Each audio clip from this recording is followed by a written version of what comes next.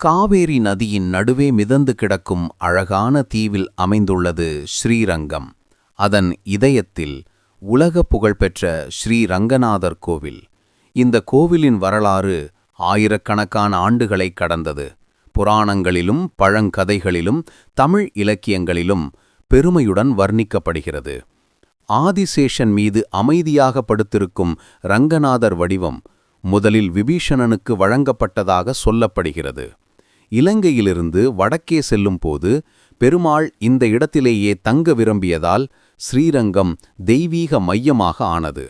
பின்னர் சோழர்கள், பாண்டியர்கள், விஜயநகர அரசர்கள், நாயக்கர்கள் என பல அரசர்களின் பாதுகாப்பும் கட்டிட விரிவாக்கமும் சேர்ந்து இந்த கோவில் இன்று ஒரு நகரை விட பெரியதாக மாறியது. கோவிலைச் சுற்றி உருவான 7 பிரகாரங்கள் ஒவ்வொரு காலத்தையும் ஒவ்வொரு தலைமுறையையும் பிரதிபலிக்கின்றன.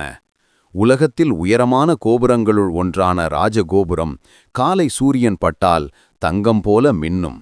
அந்த ஒளியில் ஸ்ரீரங்கம் முழுவதும் ஒரு ஓவியமாகத் தெரியும்.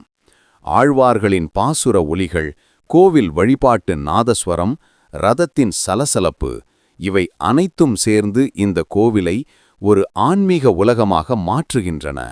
ஆண்டுதோறும் நடக்கும் வைபவங்களில் பக்தர்களின் அலையும் விளக்குகளின் பிரகாசமும் ரங்கநாதரின் தரிசனமும் மனசுக்கு ஒரு அமைதி தருகின்றன. ஸ்ரீ ரங்கநாதர் கோவில் என்பது கட்டிடம் மட்டுமல்ல, அது நம்ம தமிழ் மக்களின் நம்பிக்கை, கலாச்சாரம் மற்றும் பக்தி ஆகியவற்றின் உயிரோட்டமான சின்னம். 1000 ஆண்டுகள் கடந்தாலும் இன்றும் குழந்தைகள் முதல் பெரியவர்கள் வரை அனைவரும் இந்த இடத்துக்கு வந்தால் இது சாதாரண கோவில் இல்லை, இது வரலாறு உயிரோடு நிற்கும் மையம் என்று உணர்வார்கள்.